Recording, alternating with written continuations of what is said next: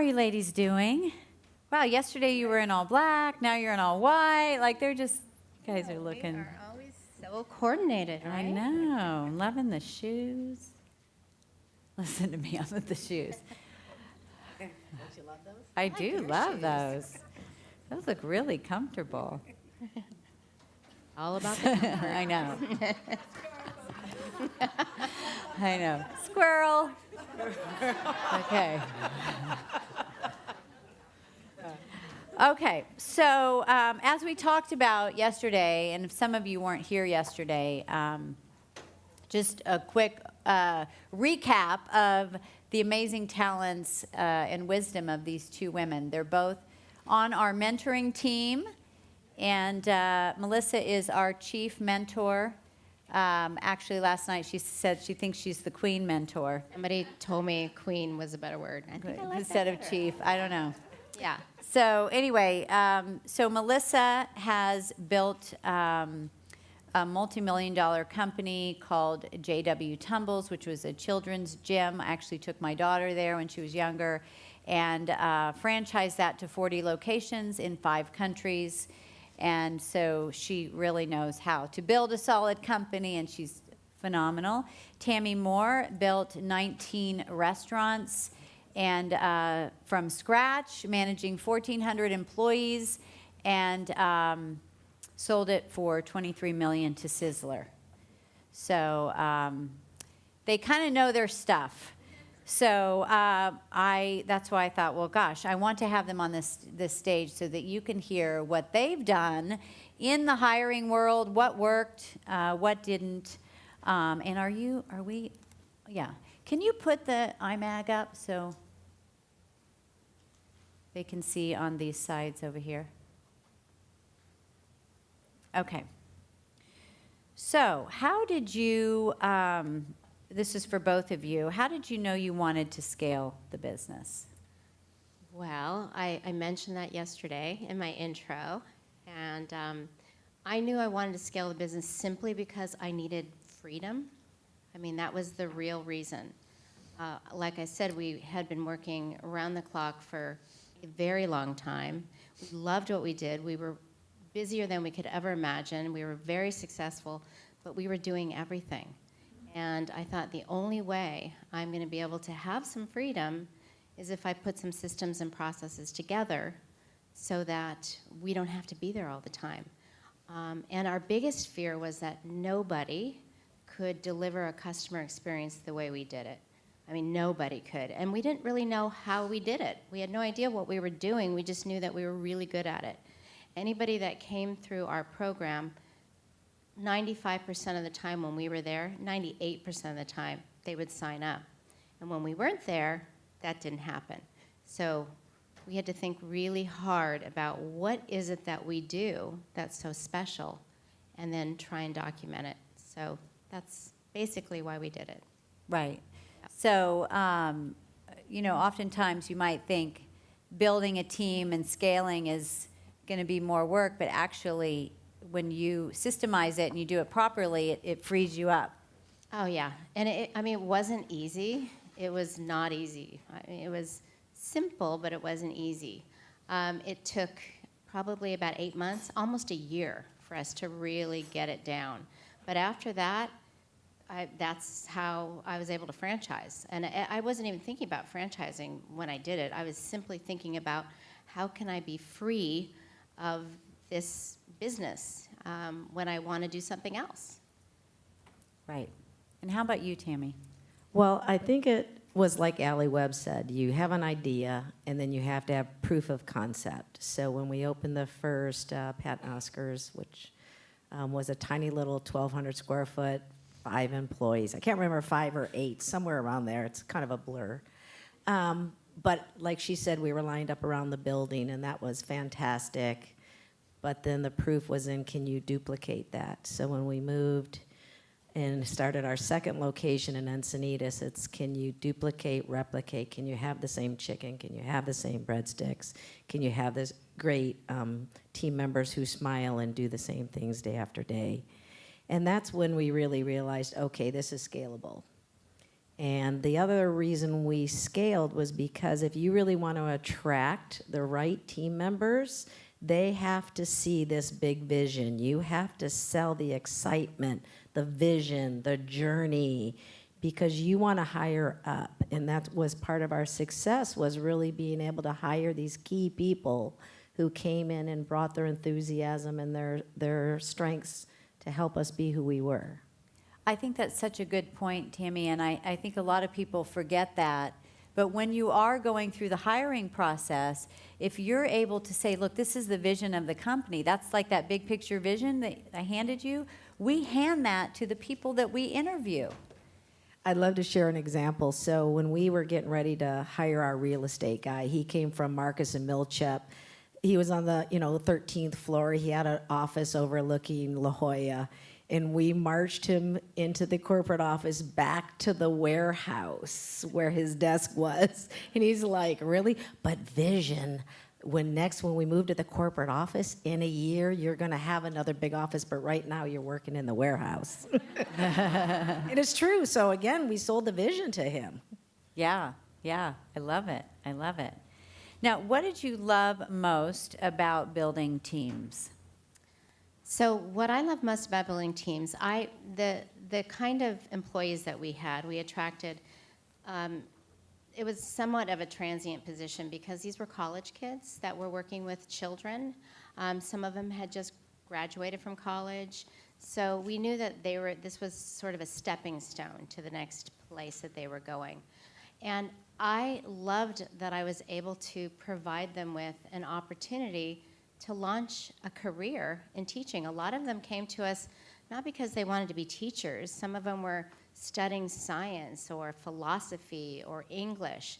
But after seeing the impact that they were making with children on a daily basis, they were like turned on. And I still actually to this day have employees that are telling me, I couldn't, had I never worked there, I never would have become a teacher and loved my life so much.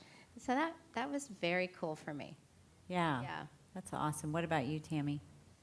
So what I liked the best about hiring was really empower. I'm sorry, what was hiring? No. Building a team. building a team. It was really, we empowered people, and I know a lot of people say that they empower their team, but you really have to give them the control in order for the creativity and the innovation to come out. So when you inspire that and you really do allow, and I was talking to Melissa, I said, beg for forgiveness instead of asking for permission. And so we really inspired that within the company because that's the only way you're going to get a lot of creativity and growth and prosperity in that is bringing out the creativity. Right. Yeah, so that's giving them a sense of autonomy. And ownership. Like, oh my God, so when you create that process, they're like, I did that. I was part of that. You have to, make them part of the growth. If not, they just go on to something else. So when they know they're part of something bigger than themselves. Right. Yeah. Yeah, exactly. And, as you grow, then you're not answering every question for them. You're saying things like, how would you handle this? Right? Because what you're saying is, you've got this. What would you do? I want to learn from you. Now, let's talk about the challenges of building a team. There's a few. And so how did you, and what were some of the challenges and how did you work through them? The challenges of building a team, I think for me it was just stepping into being a leader, like wearing the leader hat, and understanding that I had to, my main job as a leader was to develop people. And I was always in hiring mode, always in hiring mode. I always hired forward. I had a whole stable of people I could count on when I needed them. But I did learn a big lesson, and that was around employee meetings. I was doing employee meetings. We would meet twice a month. So all the employees would get together. And this was after our gym closed for the day, so oftentimes people had to drive up from another part of town. And I noticed nobody was coming to the meetings. They had all these excuses. So then I was like, oh, I'm going to offer dinner. And these are all college students, so of course, free dinner, they came. And then I realized, oh, great, this is really fun because all I'm doing is talking at them. And I could see their eyes glazing over, and I can see them just not even paying attention. I felt like that wah, wah, like that's all they heard me say. I felt like I was their mom. It was terrible. So then I said, well, you know what I'm going to do is I'm going to task each one of them to come with an idea, a question, a concern, and they're going to have to present that to the group. And then it became a way to build their confidence. And again, this was part of their development. And they pretty much owned these meetings after that. I didn't have to do any of the work anymore, any of the heavy lifting. That was a huge aha for me. Yeah, that's so great. That is great because it becomes part of their meeting that they're designing. Yes. And they're like, I better show up. I better think about this because I've got to show up. Right. Yep. Love that. Yeah, that's great. How about you, Tammy? So early on, we realized, you talk about the vision, but they have to really see it. And so we created this process, and it was actually a booklet we handed to everybody, and it was called the Roadmap to Success. And in that was some pyramids and some diagrams, but it really taught people how, once you come into the Pat and Oscar family, how do you make it through to better yourself? So whether you came in as a dishwasher or whether you came in as a busboy or an assistant manager, it was very clearly defined in this roadmap what you had to learn, what tests you had to pass, and where you fit. And to this day in Temecula, you can go up and meet Gerardo, who started as the dishwasher, who is the general manager. 22 years later, he made his way to the top. And so when people started doing that and saw examples of it, everybody wanted to. And it was really, so firing was not a problem because it was like, hey, if you don't fit in this pyramid or into this roadmap, that's your choice, not mine. And it was funny because at the bar last night, I walk up and the guy goes, Tammy. And I'm like, Eddie. And it was a gentleman I had fired 8 years ago. But honestly, Eddie fired himself because he didn't fit into the roadmap. He didn't fit into the culture. He wasn't living the core values, and he knew it. And so he's like, what are you doing now? Any room for me? I mean, so that's the type You're like, of... no, Eddie? Yeah, I'm, but maybe he wasn't ready at that time. Maybe it was, wasn't his time. But even, like I said, 8 years later, he's looking to me to go, is there somewhere for me in your organization? And I think that says a lot. Oh, yeah. I mean, it can be a positive experience letting somebody go, as hard as it is. It's like one of the hardest things ever. But it's a big wake-up call for them. Yeah, and he took total responsibility for it because, again, he didn't do what it said. He wasn't the right fit. He was the right fit. He just wasn't ready to execute the core cultures. Yeah. So are you getting some ahas? Isn't this great stuff? Let's see. And I want you to share the story about systems. Okay. Because I love the story. I put it in my book. And because I'm just going to let you tell it. I'm just going to shut up. Yeah, shut up. No, I'm kidding. Okay. So I mentioned to you that I had the big aha that I needed systems and processes, and it was a big deal, and it took a long time. Because she wanted to run off to Mexico for milk. I did. I just wanted to run away. I just needed some space. And so what we did was we hired a paralegal to come and follow us around and follow our staff around and just like observe. And she was there for like 6 months. I am not kidding. She lived in LA. She'd drive down twice a week and she'd hang out with us. And she was also like a manual person. She loved writing manuals and things like that. So she was able to identify every little tiny thing that we did, every nuance that we did in terms of how we set our gym up in the morning, the way we greeted children when they came in, the way we cleaned our our equipment in between classes, how we clean the bathroom in between classes. I mean, she saw every little nuance. And then she and I together worked with my partner at the time, who was the magician with kids. I mean, he had this like magical way of reaching young children. He knew just how to get them comfortable, which is not an easy thing for like a 3-year-old, 3 and 4-year-olds. If you know anything about them, they're not real comfortable without their mommies. So he was able to do that, and we were trying to think, well, how does he do that? So I would notice every little thing that he did, from the way that he got down on one knee when a new child came in, and he'd never looked at them. He would take their hand, and he'd never looked at them in the eye, and he'd say, welcome, and he'd say it in a way with this intonation in his voice, but he never looked at them. And this gave them the confidence to know that it wasn't confrontational. I mean, little tiny things like that, how he used his voice tone on everything he did. And that is what we wrote in our manual. And we were able to train all of those nuances of behavior, which is, people think, how could I possibly ever do that? And it worked. And when I went to visit our gym in China, in Beijing, they literally did the exact same thing that he did. It was like I had cloned him, like 100 million times. And that was the real, the test. And they didn't even speak the same language. The culture was very different, yet it was the same nuances they were able to learn. And it was pretty amazing. Yeah, isn't that fantastic?